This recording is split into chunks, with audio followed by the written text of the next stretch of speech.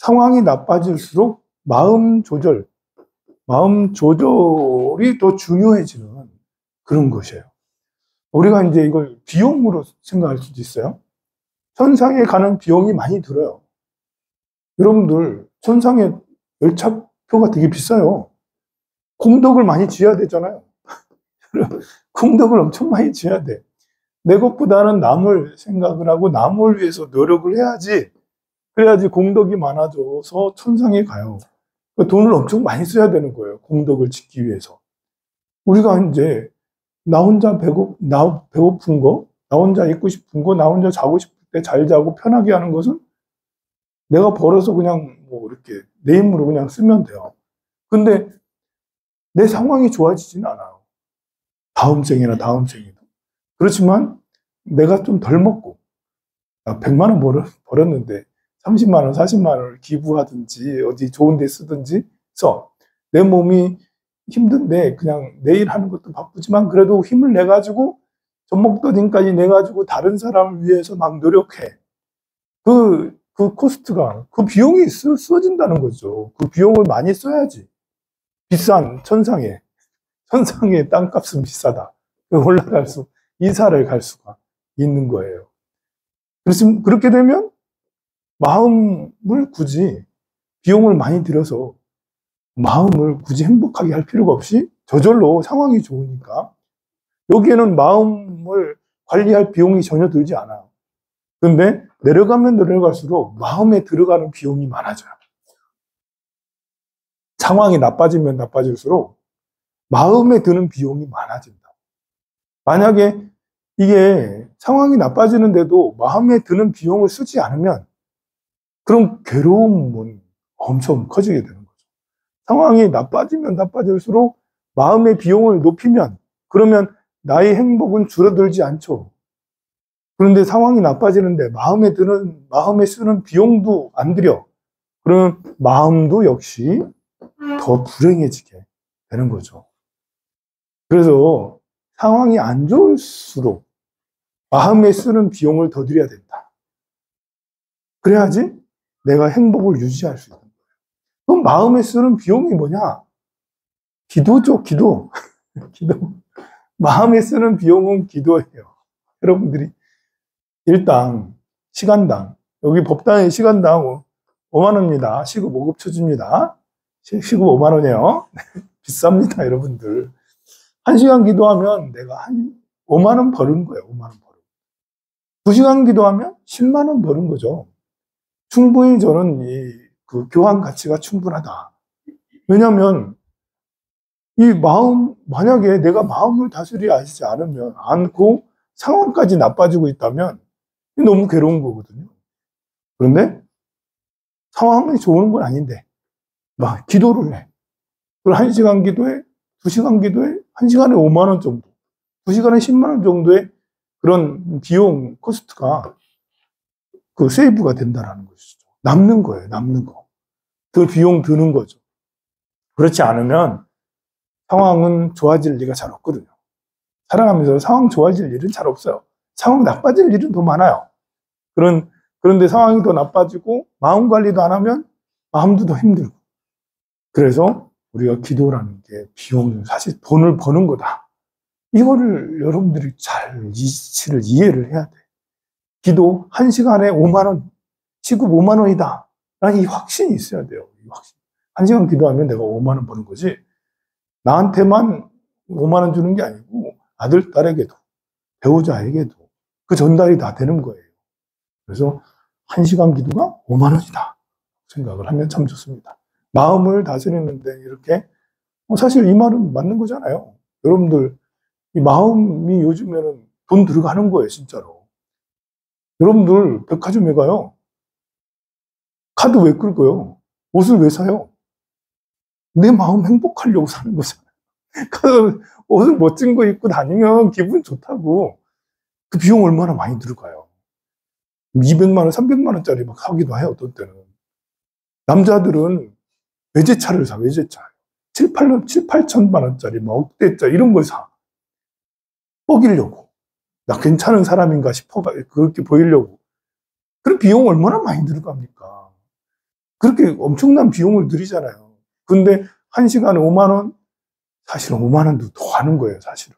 제가 싸게 쳐줘서 법당에서 기도 시급 5만 원이라는데 5만 원 아닙니다. 훨씬 더 많이 들어가는 거죠. 요즘에 어제는 이라크, 이란이죠. 이스라엘이 너무 심하더라. 참. 이스라엘은 전쟁의 신이 됐어. 가자지구 엄청나게 폭격해대고 그 옆에 시리아 말고 어디요? 거기도 엄청 폭격, 레바논 이런 데도 엄청 폭격하고 그러더니 이제는 이란까지. 중동의 전쟁의 신이 됐어, 그냥. 미친 소가 날뛰는 것 같은, 미친 코끼리가 날뛰는 것 같은 이런 느낌이 아닌가 싶은데요. 이전에 이란하고 이스라엘 이전에 우크라이나는 전쟁 끝나는 거 아닌가? 라고 그렇게 생각하는데 여전히 안 끝나요. 지금 우크라이나하고 러시아하고 지금 어디가 지금 승기를 잡고 어디가 지금 더 잘 나가고 있을까? 우리는 전쟁 초기에 관심을 많이 가졌는데 요즘엔 뉴스도 안 나와. 근데 근래 6월 1일 날 주목할 만한 일이 생겼어요. 전쟁사에서 역사를 바꿀 일이 생겼죠. 물론 이제 이번 러시아 우크라이나 전쟁에서는 전쟁사에 한 획을 긋는 일들이 많이 있었는데 그 중에 제일 전쟁의 양상이 크게 바뀐 거는 단연코 드론이죠. 드론 공습. 이 드론이라는 것이 수천억, F-15, F-30, 3천억, 4천억이거든요. 4천억을 사야지 그 최신형의 전투기를 살 수가 있는 거예요. 그러면 그거 사서 끝나냐? 연 관리비가 몇백억씩 또 들어가요, 그게. 그 엄청난 비용이 들어가는 한 대가 그러니까 10대만 사도 몇 조 원이 되는 거 아닙니까? 그런데 요즘에는 그런 전투기보다 드론이 효과가 더 커. 특히 이번 6월 1일에는 어떻게 됐냐? 러시아의 전투기, 몇천억짜리 전투기가 40대가 완전히 다 폭파됐어요. 드론 몇 대로. 40대 하고 이 공항이 다 마비됐어. 그래서 우크라이나 주장으로는 10조 원의 피해를 입혔다라고 한 거예요.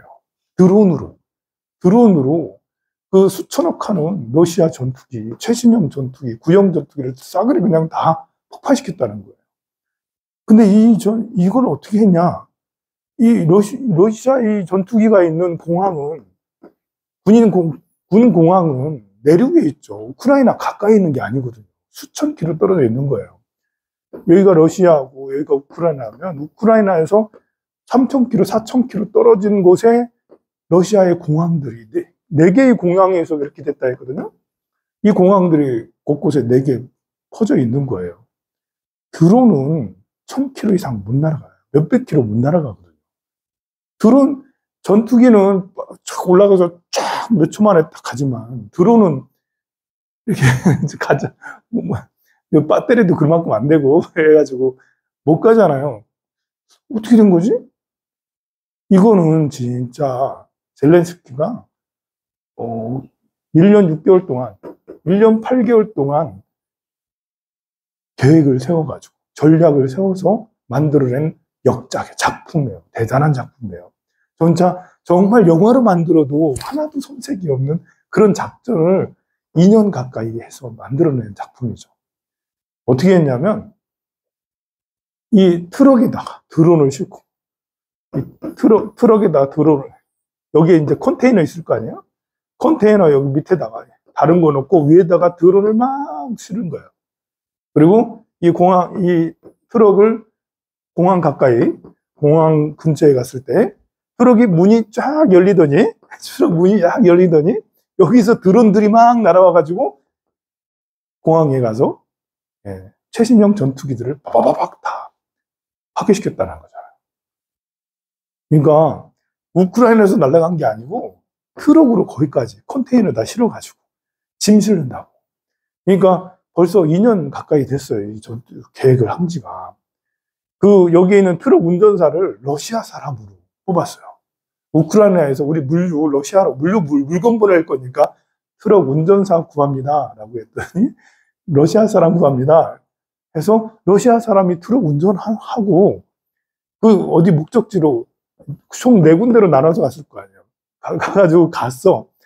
공항 근처 갈 때 저절로 원격으로 조정해가지고 문이 딱 열리고 꾹 열리고 운전 중에 뚝 열리고 그냥 날아가가지고 가서 전투기들을 최신형 전투기들을 파괴했다는 거죠. 각 공항들은 자체 방어 시스템이 있거든요. 방어 시스템이 무력화됐어. 요즘에 이 드론들이 AI 기술이 얼마나 발달됐는지 우리 이제 뭐 조금만 전쟁 영화 보고 SF 영화 보면 이런 게 있어요. 원격 조정된 그런 드론 같은 것은 EMP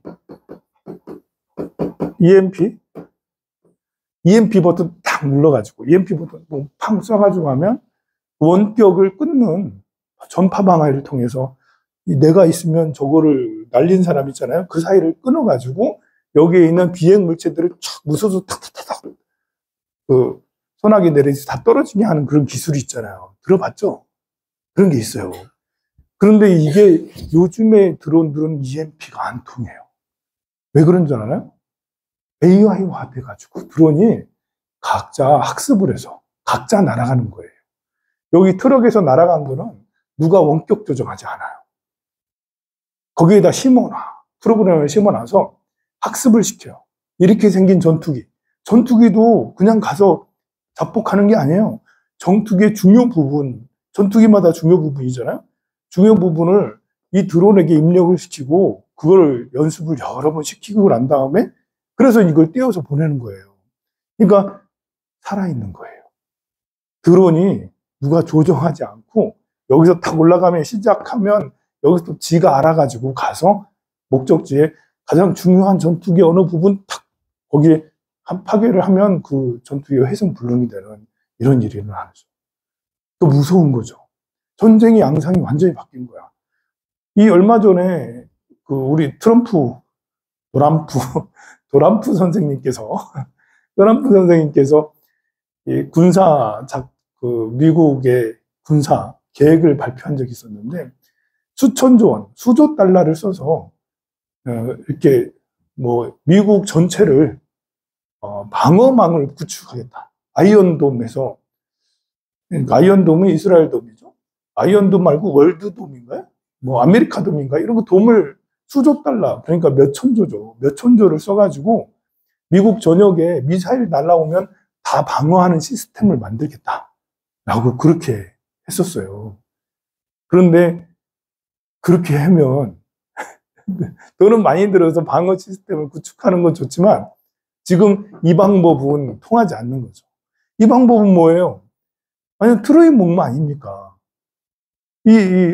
큰 대형 트럭을 들어가서 공항 가까이 가가지고 거기서 그냥 날아가가지고 AI 그냥 학습된 자체 드론들이 그냥 가가지고 자폭하는 건데. 그러니까 아이언도 아무리 크게 그 미국 전역을 다 덮는 방공 시스템을 만든다고 해도 필요가 없는 거예요. 그게 쓸모가 없는 것이다. 그래서 전쟁의 양상이 완전히 바뀌었다. 그래서 완전 최신형 전투기가 필요 없다. 우리 진주만 공습 있잖아요. 일본이 미국의 하와이 진주만에 가서 폭격을 했는데 그것이 전쟁의 양상을 완전히 바꿔놨거든요. 어떻게 바꿔놨냐면 그 전에는 큰 배가 있어요. 큰 배가 이렇게 쭉 이렇게 있으면 이 배를 가지고 여기에 사람을 많이 싣고 상륙작전을 벌이든 대포를 막 쏟아내가지고 그래서 이제 그 서양의 대항해 시대에 큰 배가 잘 돼 있어서 그 대서양 태평양 전역을 유럽하고 미국이 다 잡아먹은 거 아니에요. 그러고 있다가 진주만에서 일본이 큰 배에다가 전투기를 싣고 진주만까지 가가지고 거기 진주만을 공습을 한 거예요. 그래가지고 이때부터는 항공모함의 시대가 열린 거예요. 이때부터 진주만 때부터 항공모함의 시대가 열려서 그 이후로 지금까지 항공모함으로 대박을 터뜨린 게 미국이죠. 미국이 항공모함들을 크게 만들어가지고 전 세계의 바다 경찰 역할을 해왔잖아요. 그런데 지금은 이거 항공모함 필요 없어졌다. 항공모함 하나 운영하는데 이건 뭐 가격으로 칠 수가 없어요. 그 작은 나라들은 항공모함 만들지도 못하지만 비용이 없어가지고 돈이 없어서 운영도 못해, 준다 해도. 근데 지금은 항공모함 필요 없습니다. 지금은 드론으로, 아까 말한 대로 드론으로 이 항공모함을 바바박 가가지고 다 하면 망하기가 어려워요. 그러니 비싼 돈 들여서 수천억 달, 수천억 원의 그 최신형 전투기도 요즘에 만들 필요 없죠. 항공모함도 만들 필요 없죠. 드론이 요즘에 진리인. 드론 가격도 비싸지 않아. 기술만 좋으면, AI 기술만 또 좋고, 배터리 기술만 좋으면 얼마든지 가서 될 수 있는. 그래서 사람들이, 전쟁 전문가들이 이번 작전을 보고는 경악했다라고 할 만하죠. 앞으로 어떻게 변할지는 모르겠지만, 정말 이렇게 되니까 우크라이나가 밀릴 것 같아서 뭐 저 항복 안 하나? 그러고 있었는데 저런 식으로 드론을 트럼프도 몰랐다는 거잖아. 트럼프도 모르고 젤렌스키가 벌써 2년 동안 작업 열심히 계획해가지고 이번 작전을 해서 엄청난 피해를 줬다는데요. 그러니 푸틴도 협상할 생각이 없고 젤렌스키도 이 정도 되면 우리 계속 버틸 수 있지 뭐 이런 식으로 되고 또 이렇게 하니까 푸틴이 또 엄청 열받아가지고 보복 공격을 또 키우에 엄청 미사일 날리고 계속 또 그러고 있는 거예요. 이게 뭐냐고. 진짜. 국민들은 다, 이번에 러시아의 군인들 정말 많이 죽었는데 거의 80%가 드론 때문에 죽었어요. 북한 군인들 정말 많이 죽었거든요. 북한 군인들도 모두 다 드론에 맞아가지고, 뭐부터 맞아가지고 다 죽고 막 그랬다니까. 야, 정말 무섭습니다. 우리가 이제 너가 행복해야 내가 행복하다. 저 나무가 행복해야, 저 바다가 행복해야 내가 행복하다. 사촌이 행복해야 내가 행복하다. 도반이 행복해야 내가 행복하다. 이런 굉장히 중요한 진리인데 이런 생각은 안 하고 내가 잘 돼야 된다. 내가 피해 입지 말아야 된다. 내가 승리해야 된다. 이런 사고들이 팽배하니까 남을 죽여서까지도 내가 살아남아야 된다는 이런 것이 러시아하고 이스라엘 사람들에게 그런 식의 사고를 주니 지금 전쟁이 끊이질 않고 전쟁이 더 일어나지 않겠나? 그러니까 전쟁이 계속 일어나니까 주식은 방상주가 계속 가. 무슨 하나 에어로스페이스 이런 것들은 뭐 이렇게 내가지고 뭐야 2만 원짜리가 100만 원짜리 10년 전에 2, 3만 원 했었는데 지금 100만 원에 육박하는. 너무 많이 오른 거 아닌가? 그래서 떨어질까? 이렇게 생각을 해도 전쟁이 또 일어날 거야. 어제 또 폭격이 일어났잖아. 이스라엘이 이란을 또 쳤잖아. 그만 가는 거 아닌가? 다시 또 가고. 그러다가 또 다시 또 가고. 이러면 이럴수록 방산주가 잘 되면 잘 될수록 죽는 사람이 너무 많다는 거거든요. 방산주가 올라가면 죽는 사람이 많다는 거예요. 야, 이거 좋은 게 아닌데. 성불하세요, 여러분들. 성불하세요.